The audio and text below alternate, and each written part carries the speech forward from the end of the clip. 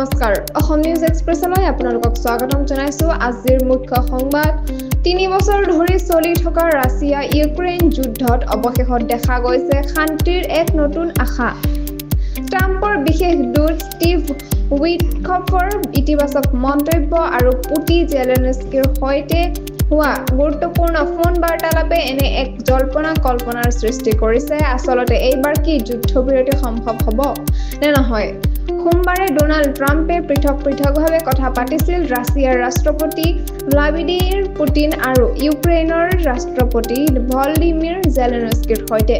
পুতিনে নিজেই প্ৰকাশ কৰিছে শান্তি চুক্তিৰ বাবে তেওঁ আগ্ৰহ আলোচনা চলিছিল প্ৰায় 2 ঘণ্টা য'ত যুদ্ধবিৰতিৰ চৰ্তসমূহলৈ বিশেষ গুৰুত্ব দিয়া হয় উইটকফে নিজে সংবাদ মাধ্যমত ক'লে যে আলোচনা অতি সফল আৰু আমি আশাবাদী যে বাধাসমূহ পাৰ কৰিব পাৰিম তেওঁৰ এই মন্তব্যৰ পাছতেই আমেৰিকা আৰু ৰাছিয়া দুয়ো পক্ষৰ মাজত আহিছে ইতিবাচক সংকেত পুতিনে আলোচনাক হট আৰু মুকলি বুলি আখ্যা দিয়ে আৰু কৈছে যদি ব্যৱহাৰিক সমাধান উলিয়াব পৰা যায় তেনেহলে ৰাছিয়া সদায় শান্তিৰ বাবে সাজু